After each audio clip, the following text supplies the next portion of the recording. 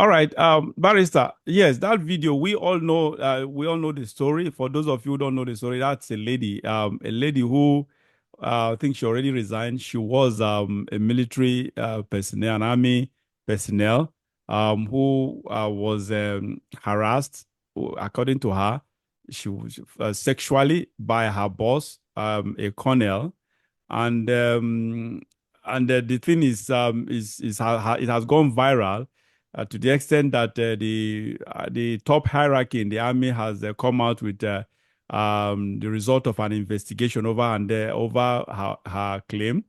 And actually, they have tagged her. They've labeled her as mentally deranged, someone who has some mental issues. So she's acting based on her mental capacity. And so they basically are saying to us that everything she's claiming is false, that she's on the wrong part of the story. Barrister, did you watch that clip from the beginning to the end? Yes, I watch Now interview. let me ask you, as a lawyer, put on your lawyer's attire and view her as your client, someone who brought such case to you as a lawyer. Um, Based on her story, did you believe her when you watched that video? Well, I will say yes and no, because these matters are not simply a case of just hearing somebody and then rushing to conclusions. In point of fact, I am presently handling a matter that in some way is related to this kind of case, but not involving rape, but involving a Sexual family. harassment. Okay. No, a family like mother, father, siblings, forcefully bringing police to take one of their own, what their son, an adult of 50 years, and forcefully incarcerate him at the psychiatric hospital Wow. in Banawa on several occasions. And they have threatened to continue to take him by force and lock him up in the psychiatric uh, hospital. So he came to me. I have been interviewing him for the past 3 weeks. And in point of fact, I see nothing wrong with him mentally. He's extremely brilliant. Even what I typed, even some mistakes that I did not even discover, he was able to pinpoint grammatically and everything structurally of what um, I printed out. Now he told me that once you enter a psychiatric hospital, they will take it. That is either you were brought there by force or willingly you enter. The assumption is that you have a mental problem. So, so the next thing is they will give you drugs to induce long sleep and other psychiatric drugs. You dare not argue with them. If you argue with them, for them it's evidence that you have mental problem. So he told me that in the interview that he was talking to, if you want to argue with them, they will say, you see, you are arguing with us, so you have mental problems. So he resorted to agreeing with them. If you agree with them, agree whatever they say, you agree, then they say, okay, he is well. Eventually, they used to discharge him. And they will give you drugs. If you say nothing is wrong with you, you will not take the drug. They will say that is evidence that you have psychiatric problem because you are refusing to take drugs. So he asked them that if I'm well, why should I take drugs? Then they say, okay, you see now you are refusing. The fact that you are refusing to take drugs shows that you are not well. So you That's cannot crazy. argue once you are in a psychiatric hospital. You cannot argue with them. So in order to get your way out, because they detain you there by force, and they put security guards that will not allow you to get out. So in order to go along with you, in order to get out, you go along with whatever they do, whatever they say, you do it. Eventually, they see that you are cooperating with them, they release you. So when the army said the woman is a psychiatric case, number one, I'm not convinced. Number two, as a lawyer, nobody should be a judge in his own case. This is an allegation against the military. Why should the military be the ones to investigate it? Let an independent body investigate such allegations, because ultimately you are talking about a colonel and an other ranks issue here. And the people that are going to investigate, I don't see, it is a situation that in law we call unequal situation, like pastor and his church member, Yeah. like a lawyer and his client, like a doctor and his patient. The relationship is not equal. It's unequal because one person has more authority and holds all the cards against the other. So whenever an allegation like this is made, I do not support the army going saying we will investigate. And don't forget, this is not the only allegation. Recently, on Oweleke Television, Yeah. a lady came up and said, because of a problem her husband had with the commanding officer detained him for 6 good years. Hmm. So she ran to Brekete. It was when Brekete radio broadcast this thing that the army now came out and said, oh, we are going to investigate. We are going to investigate. Even while they said they are going to investigate, they are already feeding the public that nothing of that sort happened. Even when the report of the investigation has not been brought forward, some military officers are already commenting, and from the comments, you know where the result of the investigation will come up. So whenever something like this come up, and the same agency come up to say we have investigated and this and that, I don't have confidence in them, because the rule of law does not allow you to be the complainant or to be the judge in your own case. Yeah. The army should not judge this matter.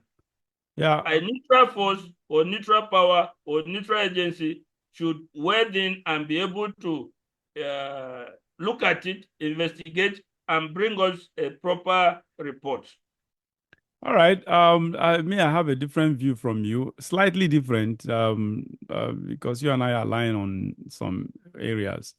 The I believe her because I watched usually stories like this. I don't so much. I don't. I'm more of a political person than sensational person. But the thing, I ignored it. I've said, I saw the story. First of all, saw the story sometimes last week or whatever and the thing kept popping up on my wall. Kept pop. I said, so I decided to even say, okay. Usually stories like that, I just ignore anything that had to do with sensation, all those things. I always ignored it. Most of my stories are based on politics and sometimes religious, sort of. So but it became so persistent. This thing kept popping up. It kept popping up on my wall. So I just said, okay, let me even find out what's going on here. So I clicked and I listened to her, and the beginning gave me interest to actually keep listening. So I watched and listened, and I went back, read about the story and what really happened to actually enlighten myself. And after listening to her, I said, what the heck? Why would they say this woman is mentally unstable? I don't, because watching her, I was trying to actually have at least pick one evidence that will actually add up with this issue of mental issue. I couldn't. That she was consistent, she was coherent, she was just frank. She just said it. Everything made sense to me. So that's why I asked you as a lawyer, would you believe? Because honestly, I am not a lawyer, but watching her, there's when you want to know who is either unstable or who is not straightforward, you know by inconsistencies, incoherence, you know by someone who probably you see the person being unstable. This girl was everything. She was everything but all I just mentioned. I don't know. Sorry if I call her girl. I don't know if she's a woman, though. I would rather refer her, but I don't know if she's married or whatever. So, this woman, for God's sake, honestly, I believe everything. And this thing has been going on in the military. It's been there. And that's why, of course, the officers, what do you expect? They'll support their own. When you have an officer, a senior colonel is a red neck. So, it has become, from colonel, become a senior officer. So, obviously, with another rank, what do you expect? Because all of them, they do that, include the generals, the CJ, the chief justice, not chief of general staff, or what. All of, they do all this. When it comes to issue of sexual harassment, they do that. Even beyond the military, go to in the banking sector, in the financial sector, in the public sector, they are there. This sexual harassment is so prevalent. I don't know. Maybe I think in the army it should be. I don't know even which one because I don't have evidence.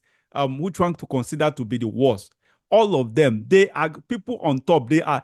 I don't know why people abuse women sexually or harass women sexually. Honestly, it is callous. It is inhuman. I don't get it. Where I don't get it. Why you cannot woo a woman in a gentlemanly way, in a decent and responsible way. And if the woman says no, what is your problem? Why do you have to coerce a woman into doing what is against her desire or her wish? It is so sad.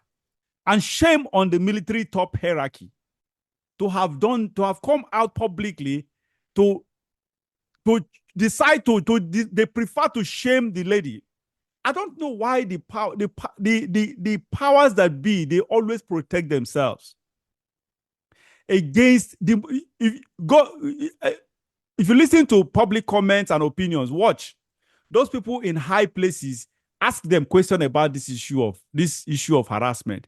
They will always be on the side of the villain instead of the victim, because they are all on the same league, on the same platform. Most of them do the same thing. Not all of them now. There are some people that powers that be that live. Some of them live decent life, but overwhelming majority of them, they basically do the same thing. It is so sad. Shame on the military hierarchy. And I hope, and if you come across this content, if anyone knows that lady, Barrister, is this kind of case, is this something you can defend her? You can prosecute on her behalf? What? Can you hear me? Yeah, I can hear you now. Is this something you can? Is this case? Can you prosecute this case on her? Can you stand for her as a lawyer? Can she be your client? Well, I don't know what she really wants. First, you start with a claim wanting something before you can come to the conclusion that you can. Whatever, Barrister, don't go that route.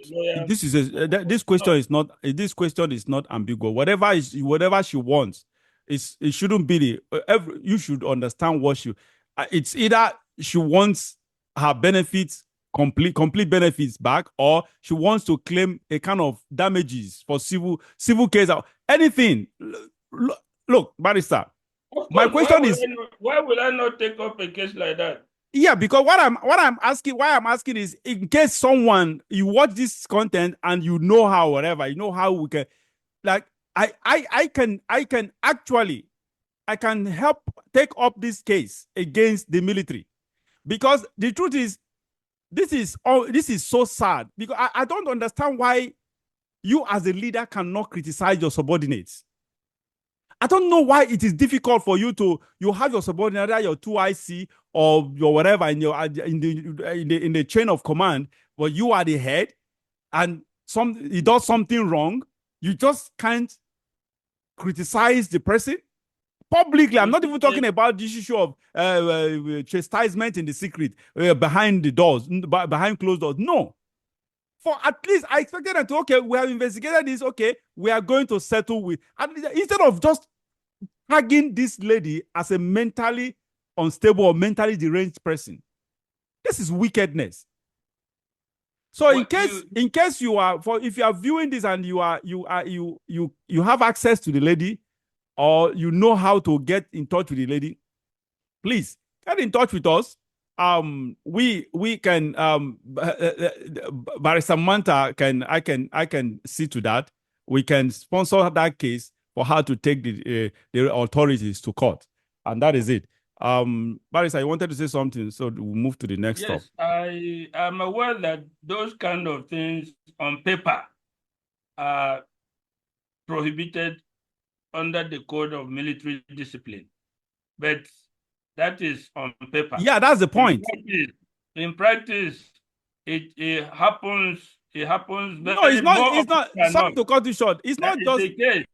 It's not just the military. It's not just the military. Yes, it's on paper, of course. In any institution where there are superiors and people under them, this kind of thing is bound to happen.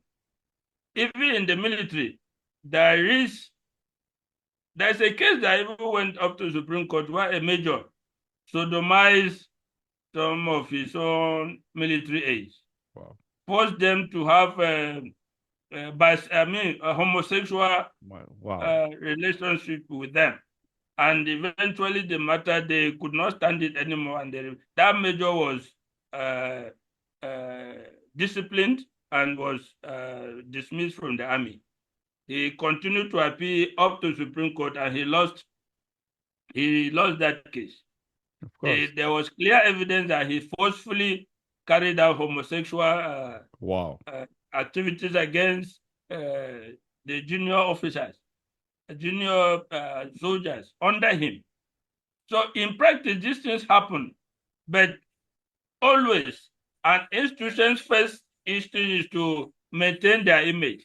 So the first thing they try to do is to cover up, to make it appear more, less violent or less shameful than it is. So you find that there, at the beginning, there will be no genuine intention to really go to the bottom and see what happened and mete out punishment. There will be attempts to cover up because the man is an officer. He has friends everywhere that would like to protect and shield him from more grievous circumstances. We stand ready to take up cases like that at any time, anywhere in Nigeria. Those are the kind of cases that we like to take in support of upholding the rights of Nigerians. Like I told you, I'm right now trying to do a case between somebody and his mother and father and siblings. You see, many lawyers will not take up a matter like that. But I have taken a long time to interview the person and see, this is a graduate, this is a person who went to secondary school, who went to university and graduated with BSc Economics. He has worked with 3 banks. He works with MTN. He works in several establishments. And there was never any issue with his colleagues, with his employers, with other people. All right. So he has mental issues. They have no right to force prepare to take up that case, even though some person and his family. I was convinced that, yes, really, this man is not a psychiatric problem, and he should not be subjected to this type of abuse. All right. Thank you so much, Barrister. Let's move to something. We'll just talk about this briefly. There was a coup attempt at Benin Republic. Were you aware of it? I read of the coup attempt and the people who were arrested.